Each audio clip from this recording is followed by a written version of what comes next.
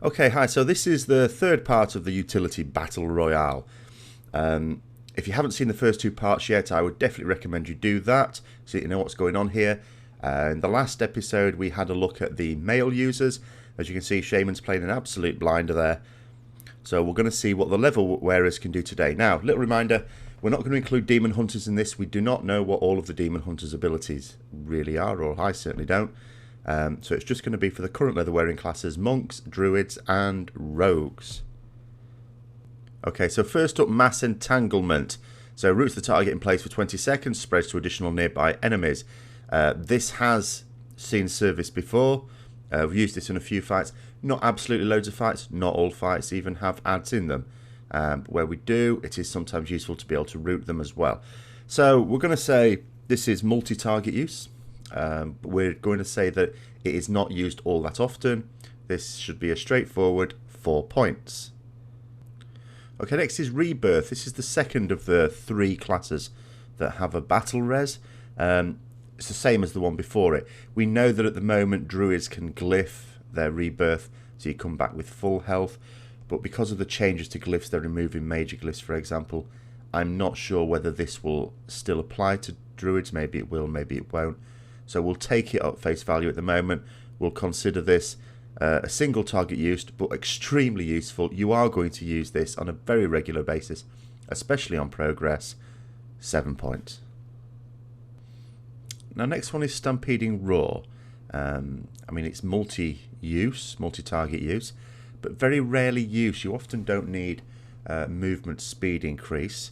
That being said, when you do need it, you need it. And you will frequently get multiple druids in the raid just to give you this ability.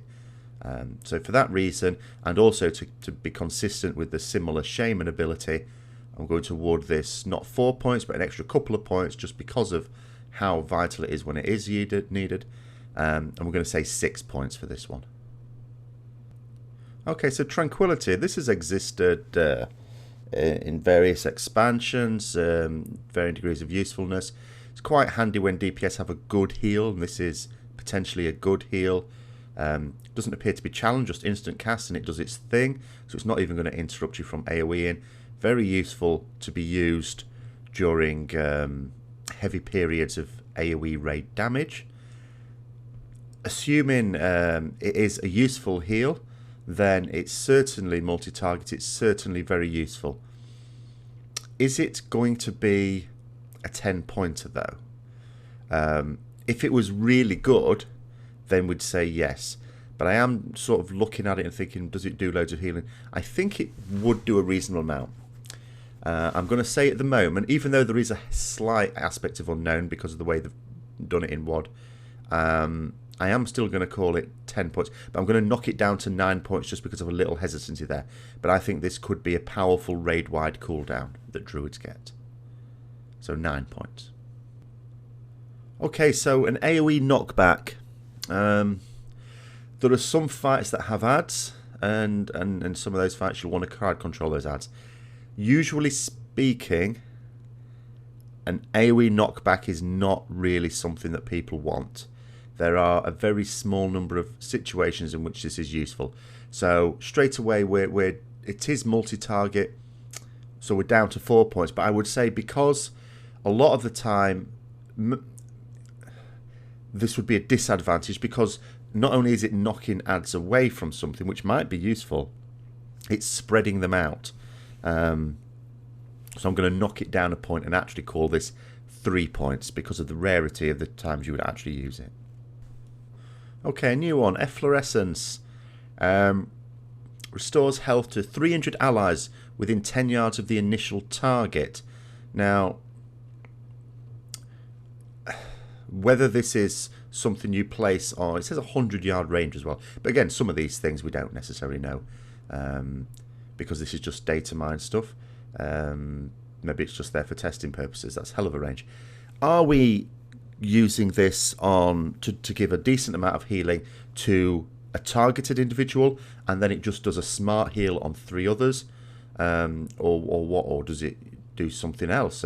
It does talk purely in terms of healing. It's not talking about damage, so it's not like we use this on the boss and 3 nearby injured allies get this.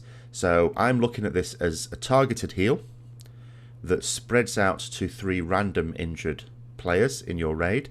Does a modest amount of healing. I mean, the actual amount of healing it does, first of all, is very poor, but it does it every 2 seconds for 30 seconds. So, you know, it ticks 15 times. That adds up to a decent amount of healing. But are they going to be injured for that full 30 seconds? They might only get a few ticks and then they're healed up to full anyway. It's just really unknown as to how useful this is. So at the moment we're looking at 4 points because it's multi-target, but not because it's be rarely used, it might be used all the time, but because it's so unknown as to how useful it realistically is. I mean, your healers are doing something wrong if someone's going to be badly injured for like 30 whole seconds. And you don't have periods of AoE damage in the raid that last that long, not usually. And you would have other cooldowns going off if you did as well. So, do we keep it at 4 points? I think I'd even knock it down to 3 points, because I'm going to say that they're not going to get all of those 15 ticks being usefully applied as well. So I'm going to say 3 points. And that's that for the druids. Okay, so on to the monk. And first of all, it's leg sweep.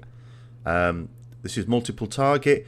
We don't always need it. Not all fights have ads, and not all fights have ads that can be stunned, and not all fights have ads that need to be stunned. But when they do, this is a really good stun to use. It doesn't require a build-up like the Shaman version. It's instant use straight away. Stuns them for 5 seconds. Can't say fairer than that.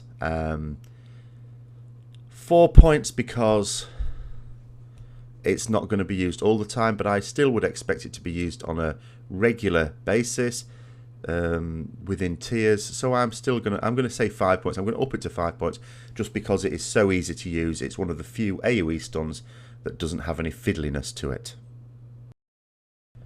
Okay, diffuse magic. Reduce magic damage by 90%. This is really useful for bypassing mechanics that would ordinarily be fatal. So getting in the way of something that would ordinarily kill someone. You reduce the damage by 90%. This is sometimes better than immunities as well, because sometimes immunities don't work on those abilities. You actually have to take damage. The fight's sort of built that way. It's single target though, and it's not going to be used all that often. There are a few fights where this sort of mechanic exists. Ordinarily we'd say 1 point, but it is extremely useful when these mechanics come around. So I'm going to give it the full extra 2 points on this one and call this utility 3 points. Okay, so Ring of Peace last. I mean, if we just analyse it, this doesn't take too long. It's a very fiddly one to use. It doesn't see use that often. It is multi-target, but it doesn't see very much use at all, so we'd be saying 4 points. However, just given the lay-on for it, I mean, it's around a friendly target for 8 seconds. Enemies in the ring that cast something harmful are knocked out of the ring. And, you know, there's no real control over where they're going. It's just where they are in relation to the friendly target. So I would even knock it down to 3 points just because of the fiddliness of using this thing and the rarity of situations where you actually want that. I mean, knockbacks are not usually great. It's just every now and then they are actually useful. Okay, and that's the monk's utility. So next we're going to have a look at the rogue. Now, rogues are a class that have lost a little bit of utility. They appear to have lost Smoke Bomb. So they don't have the raid-wide cooldown anymore, albeit that was a limited area cooldown. So let's have a look at what they do have. Okay, so cheat death. Well, we know this has seen service. When you've got a potentially fatal mechanic that can be soaked by one person, this is one of the things you can use in that situation. We've used it on Zul'Harak, haven't we, with black holes. It's been used every now and then again. But it is extremely rare, and it is single target. It's on the same lines as Purgatory. Most of the time a rogue that takes this is taking it because they're not confident of staying alive for very long. Maybe it's on progress and early on where a lot of people are dying very quickly, and it's used for that, so it's very personal. But every now and then there is a mechanic we can use this for, and in that case it'd be 1 point because very rarely used, single target, nothing more to it than that. Cloak of Shadows, immunity. Again, most of the time this is likely to be personal. Are there times when it is useful? Yes, I mean, it's seen use. It's seen use on Blackhand, for example. Use this and clear up all the bombs in Phase 1 and Phase 2. Occasionally it can be used in mechanics. We're also thinking in terms of Fel Lord. You can be as part of the immunity group to deal with Wakes of Destruction as well. But it's not used very often. And it is single target. So I'm going to say, actually for this one, because it is, when it is useful, it is really useful as well. So I'm actually going to increase it from 1 point to 2 points. Okay, so finally we have Wound Poison. Much like Mortal Strike for Warriors, this is something that reduces healing received. Again, extremely rare. The reason I put this in is because not many classes have access to this, and we have seen mechanics in boss fights. And just because they may not have been all that recent, doesn't mean to say that we wouldn't see them in Legion. So I include it in here. It's single target. It's rare in the extreme. We might go the whole expansion without using this, but it could in theory be used. And if it is usable, it'll be important to have it. 1 point. So that covers the leather wearers. It's a shame couldn't put demon hunters in there, because we do know they have a lot of useful utility. We know some bits. I certainly know a few of the bits. But because it's not complete, or I don't have a complete picture of the demon hunter, I unfortunately couldn't put it in here because it wouldn't be very fair, just putting in some of their abilities and not others. But we'll be able to see that nearer the time once beta gets into full swing anyway. The abilities that we've had a look at from the classes that do exist at the moment, of course, could change then. But there'll be one more part to go, which is the cloth wearers.